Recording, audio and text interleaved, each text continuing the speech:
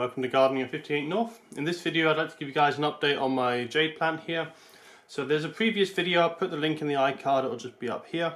And basically what happened is the plant got rot. I had to cut out all the rotten sections of the plant to stop it from spreading any further. And I've now waited 2.5 months. I would have liked to have done it a bit sooner, but I've just been really busy at the moment and I wasn't able to do it any sooner. But I was wanting to leave these for at least a month to find out if there was any rot or anything. And luckily these two are the largest pieces which have survived. You can see here the cut ends have actually completely calloused over. There's not any sign of rot anymore. The leaves have shriveled up a lot because it's been 2.5 months without any water, but they're still alive. I wouldn't like to leave these much longer because they would probably die from dehydration. You can see this one here as well. It's calloused over nicely, so there's not going to be any threat of infection from that. So I'll be planting these two. These are the largest two that I've kept. The other ones, I could have had hundreds of small cuttings from all the other material that was left over, but I've got so many other jade plants and cuttings in the house at the moment, I don't really need any more jade plants. So I'm just going to keep these two as cuttings, as the other largest ones. And then we have the base here as well. This is the original trunk, and it has actually just started to resprout in the last few weeks. So it looks like it's going to survive, which is good. The middle of it did rot out and started to sink down. Now, I did try and pull this middle bit out, but I thought it was maybe just like a little dried up cap, but it does seem to go right down to the bottom of it. So I couldn't pull that out, but I will have to be careful when I'm watering not to let any water down into this hole, because if water gets in there it could stay quite damp and that could cause more rot. So as you can see, there's got some healthy new growth on this side. There's also 3 points of growth over here as well. This side has nothing yet, but I wouldn't be surprised if we were to get a couple of shoots from here or even further down here, because these have started sprouting in the past and I've just taken them off because I didn't need them to sprout. So this is looking pretty good, and this is the part that I really wanted to save the most, because this is the original part of the plant. This is, you know, the main trunk. The real thickness of the girth of the trunk there took several years to get, so it would be nice to save this trunk. It will be multi-stemmed. It'll probably look like an ancient tree that was cut down and resprouted, but it's nice that we can keep this original base. The other two, they're not very good cutting material really. You can see if I put them upright, they will be kind of facing all to the side. It won't look too good. It's because they were growing up on the tree like this at an angle, and I can kind of try and plant them at an angle, but that's going to look really weird. So I will plant them right upright. They'll look a bit weird because all the branches are going to the side, but they'll kind of straighten up. Some of these smaller ones will straighten up. What I'll probably do is some pruning once it's fully rooted to get a nicer shape. So I'm going to start off with the trunk first, and I'm going to put that into a new pot. So I've kept this pretty dry because I had cut quite a few of the roots and removed some of the old compost. I was worried that there could be some rot getting in, but it's looked like it's done quite well. As I say, I've kept it pretty dry. I've given it a bit of water the last few weeks just to encourage some new growth, and we have got some fresh roots starting at the base here. But otherwise, it's not looking too happy. I'm not going to take any more of these roots off. I don't want to introduce any more open wounds for infection. So I'm very happy to see that this has survived, and it looks quite hopeful actually that it will continue to do well. So I'm going to put it in this pot. It is quite a large pot, probably bigger than I need, but the reason for that is because this is such a wide base on this bit here. I need a pot of this size to fit in the width-wise. I could probably do a slightly shallower one, especially as this is just starting to recover. There's not going to be a lot of roots in this soil, so the soil will stay quite damp for quite a while because the plant can't absorb all the moisture straight away. So I'll have to be quite careful with watering when I first put it in. But I'm just going to put it in the mix that I normally grow my jades in, which is just quite a rich multi-purpose compost with a bit of perlite added just for a bit more drainage. So this is the mix I normally use. As you can see, it's mainly multi-purpose compost that's quite rich and moisture retentive, but there's also some perlite in there to help with the drainage. So I'm just going to fill in the bottom here to get to about the right height.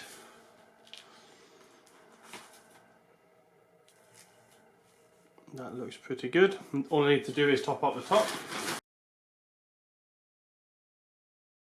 I'm just going to use a stick here just to tease any of this compost that's stuck on the surface down to the gaps, because quite a narrow gap to get the compost in, because unfortunately the root ball is a very similar size to the pot. So I'm just going to have to carefully poke this in. It's just a bit too thin for using my fingers, but I'll poke in as much as I can, and I'll give it a few taps and shakes, and that should help it to get in. Don't want any air gaps, because then And the roots can't survive as well if there's any air gaps, they'll just die off when it's too dry. So that's looking good. That's the compost about the same level as it was originally in the pot. I definitely don't want to bury it anymore. If anything, it would be good if it was slightly prouder where it used to be, just to make sure there's plenty of drainage. But that's it for this repotting of this. I'm just going to give this a little bit of water just so the compost is slightly damp. The roots should go into the new compost, be full of feed. That should encourage some quite strong growth from the top half. Now it might take a while for the strong growth to start because it'll be putting a lot of its energy that it has in the trunk into the roots. That won't leave much energy to put on new shoots. So it will take a while for these shoots to grow, and when they do grow, until they get to a decent size they can start getting enough energy from the sunshine with enough leaves, it will be quite slow growing. So I'm not expecting a huge amount from this for the next month or so. After a month though, I should expect some stronger growth as there'll be more leaves, it'll be able to grow a lot more strongly. I'll put this on a sunny windowsill so we can get the best conditions possible. Hopefully I'll give you guys an update in a few months and we'll get some growth on here. It will be coming into autumn, so although it might get some good growth in a month or two's time, it's then going to pretty much stop for the rest of winter.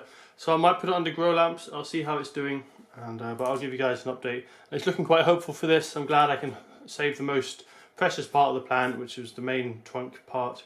It'll be a nice thick trunk. It will be quite unusual. It'll be interesting to see what happens. Most of the growth is on this side. There's only one shoot on this side here.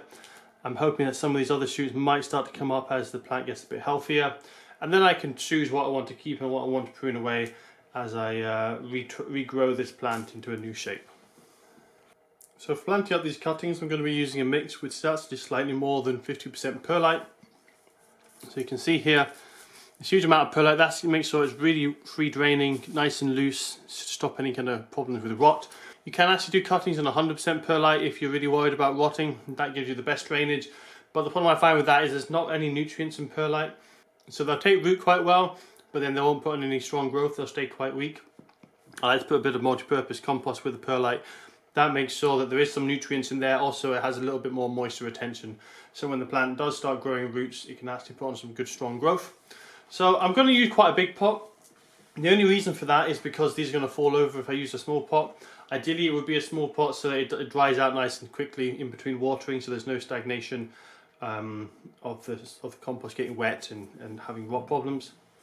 But I'm having to do this in large pots because these are so top heavy they're going to fall over otherwise. That's another reason I'm putting a huge amount of perlite in to help with the draining capacity of the soil. So I'm going to have to bury these stems a little bit more than I would normally with a jade cutting. Jade cuttings are normally just bury them enough that they're stable. But because this is such a large one, it's going to have to be fairly well buried to keep it stable. Now because this has so much perlite in, it is actually just pushing in by itself. Normally I would put the cutting in and then put the perlite up around it, but this is incredibly loose material. So I'm just going to have it around about there. What I will do though is I'll put some canes in here for support, because otherwise it's just going to fall over. So it is quite loose, it is moving around quite a bit, so I'm just going to have to keep an eye on it, try and move it as little as possible. When I water it, this compost will sink down quite a lot because it's so loose, this compost. Ideally I would have it a bit above where the forking of the trunks are, otherwise this will become two cuttings. But what I'll do is I'll probably scrape away some of the surface of the compost once it's settled in, so it will root in at a lower level, and even if it does root higher up, what I'll do is I'll probably remove those roots in the future and just keep the roots at the base. So that's that one done, and I'm just going to do basically the same thing again, but for the second cutting.